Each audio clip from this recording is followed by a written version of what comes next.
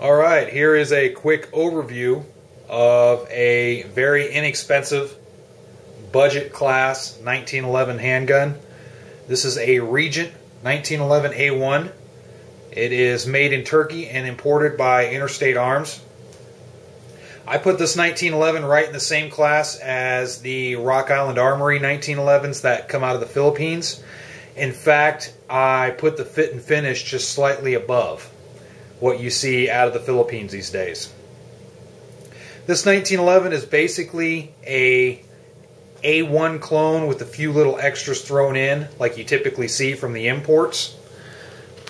You can see the A1 influences right here with the relieved cuts here and here on the back of the trigger guard.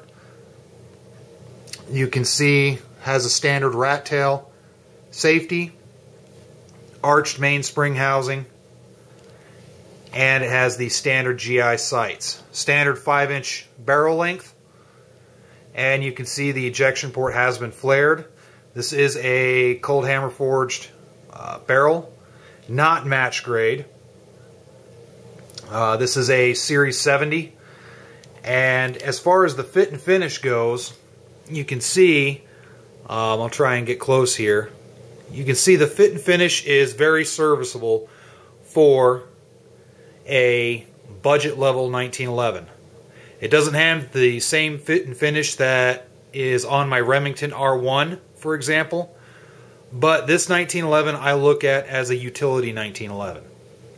There's a lot of people out there that cannot afford a full-size 1911 that runs anywhere from $600 to $1,000 like you normally see. The average 1911 when you go to a firearms dealer is something like a Springfield or a Kimber or a Colt, and for the very bottom of the barrel models of those manufacturers, you're still looking at right around $600 to $700. This 1911 is below $500. In some areas you can find it below $400. Because of that, you're not going to get match grade quality, so don't expect it. But a 1911 wasn't built to be a match grade pistol when it was initially designed and manufactured by John Moses Browning. Now, the thing I like about these 1911s is the fact that they're straight and to the point. They're very close to what was originally intended for the 1911. It's a fighting gun. I put this 1911 right here in the class of home defense and carry conceal. In fact, I am carrying this very handgun right now. I've been carrying it for the past few days since I got it, just to get an idea on how it carries, how it feels, and I tell you what, it carries awesome. I carry in an Uncle Mike's inside the waistband holster, and I have no issues with it. These stocks right here did not come with the handgun. I put these on. These are the aftermarket slimline. The ones that come with the handgun is the standard plastic brown GI stocks. Very cheap looking, but very serviceable. Now, some of the things I don't like about this pistol is the fact that it is a little bit stiff as far as operation goes. And what I mean by stiff is the slide operation is not as smooth as you see on a lot of other 1911s. But I anticipate that that will work itself smoother as I put rounds through this handgun. Also, the sights, in low light, they leave a lot to be desired. But then again, this is a budget level 1911, and for most purposes, these sights will work just fine. But they are a little bit small. The hammer itself, we'll see if I can't get the camera to zoom in on the hammer. The hammer is pretty rough, you can see. So I'm not exactly pleased with the hammer, but it still works. Again, this is a budget level 1911. I'm not looking for ultra super clean looks. There's going to be corners cut somewhere in order to keep the price down. So the hammer itself can be replaced real easy. That's an easy part. I can go get a replacement hammer and put a new one on here in a couple minutes, so that's not really a big deal. Another thing is the Magwell is not beveled. Now, I know the original 1911 did not have a beveled magwell, but I do like the little bevel cuts, and I like this ever since I received my Remington R1. It has the little bevel cuts in it, and it does aid just a little bit in helping with those magazine reloads. The trigger pull is a good combat style trigger pull. It's not light, but it is consistent. I put it right about 4.5 to 5 pounds. It's definitely not a light trigger pull. On a lot of 1911s, you get a lighter trigger pull, more in the 3.5 to 4 pound category. But again, this trigger pull, it's very consistent, and it'll do the job. This handgun comes with the standard ACT mags. This one's a 7-rounder is what it came with. Personally, what I'm using right now for carry is the 8-rounders from Kimber, and that's just for right now. But there's nothing wrong with the 7-round ACT mags. ACT mags are they're made in Italy, and they're very well made. You see them on a lot of the Rock Island Armory 1911s that come in. And again, they're very well made. I like them. I just wanted to get the extra round capacity, so I'm just running the Kimbers for the time being.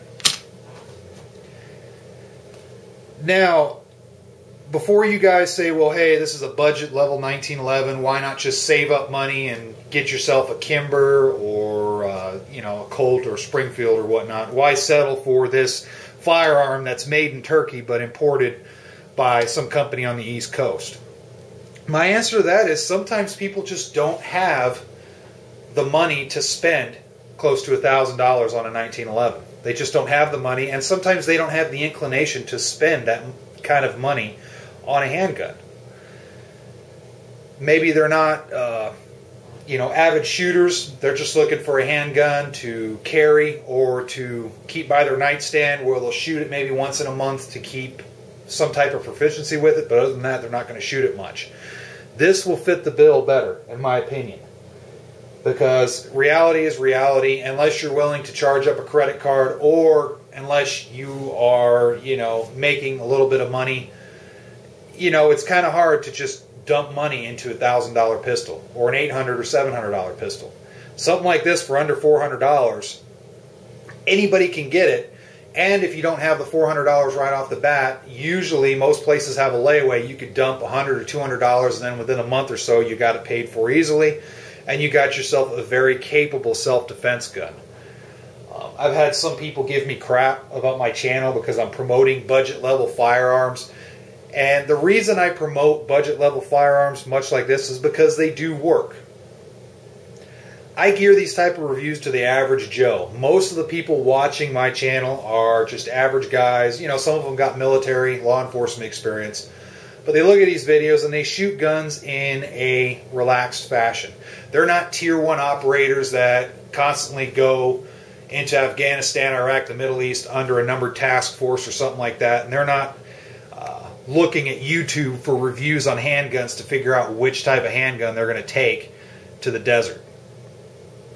If I wanted a 1911 that I was going to take to the desert or the Afghanistan, I'd probably pick a different model. But for standard carry, home defense, light use, which is what I consider carry, conceal, and home defense, I consider that light use. A gun like this is not going to hurt you at all. It's going to work. It's going to work just fine. So that's kind of like my philosophy when I talk about budget handguns. Some people get on me because of that. They're like, yeah, well, the person could just save and save and save and save. Well, saving for a firearm does you no good. If you're in a situation where you need a firearm for protection, there's nothing wrong with getting a budget firearm like this and, utilizing this as your budget firearm. And there's nothing saying that after you've gotten this firearm, for example, this 1911, you can't still just save while you have this, save up for 6 months or a year, and then you can turn around and buy something that you really want, like a Kimber or a Colt or whatever your heart desires. Or if you want to get into the really fancy 1911s, you can talk about the Wilson Combats, the Les Bauers, the Nighthawks, and whatnot. Those are the real high-end 1911s. But in any case, sorry I kind of went on a rant there. It's just kind of my philosophy. Not many people do reviews on budget handguns on YouTube, a lot of the reviews amongst the popular gun, the gun guys on YouTube are more towards the more expensive stuff, and I cover that occasionally, but I like to cover the stuff that people can actually afford. So in any case, this 1911 right here, it's very basic, very affordable, and one thing to keep in mind, one thing that may turn a lot of people off is they say, well, this doesn't have the comfortable beaver tail safety, the hammer, there might be some hammer bite. That's easily remedied. If you buy a 1911 like this for about $400, it takes 2 seconds to go online, get an aftermarket beaver tail safety, and a more contoured rounded hammer, and there you go, problem solved. Also, for those of you that don't like the arched mainspring housing, that's another part that's easily fixed. You can go online, get the flat mainspring housing, pop this out, and you can pop the mainspring housing, the grip and the hammer, the grip safety and the hammer, all in one shot, and there you go. You almost got a brand new gun. So I hope you found this initial look a little bit informative. Again, I'm not going over the specific specs of this gun because the gun, it's kind of like any other 1911. There's nothing setting this apart from any standard 1911. Again, it's a Series 70 1911, standard single action semi-automatic, 45 ACP, standard hammer forged barrel, standard bushing. You can see this does not have a guide rod or anything like that. Standard military style bushing, and it's a standard gun. The only thing I've done to this was put the slimline rubber grips just because I'm carrying it right now, so that aids a little bit in the carry. So feel free to leave questions, comments, just like any of my other videos. If you have any experiences with this gun or any other offering from Interstate Arms, feel free to speak up and let people know. Other than this firearm, I don't really have much experience with Interstate Arms, so there may be some good or bad points about the company. I don't know. So if you do, feel free to put it up. So all right, thanks a lot for watching, and stay safe.